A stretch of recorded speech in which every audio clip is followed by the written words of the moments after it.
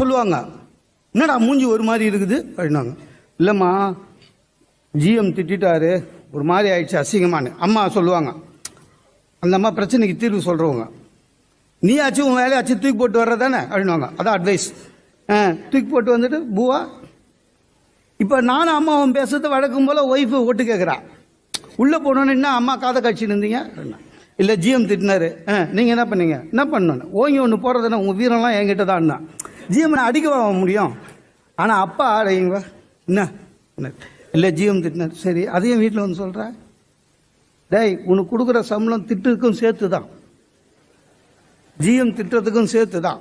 உன் ஜிஎம்மாவது பரவாயில்ல, இங்கிலீஷில் திட்டிருப்பான். என் ஜிஎம் அந்த காலத்தில் தமிழ்லேயே கெட்ட கெட்ட வார்த்தையாக திட்டுவான். அதெல்லாம் சொல்லக்கூடாது. வேலை முக்கியம். இதுதான் அப்பா. ஆளாக்கி வளர்ப்பது என்பது இதுதான். சும்மா அப்படி வெறும் சாப்பாடு மட்டும் பார்த்ததில்லை. எதுவாக இருந்தால் சார், ஒரு பையன் ஹெல்மெட்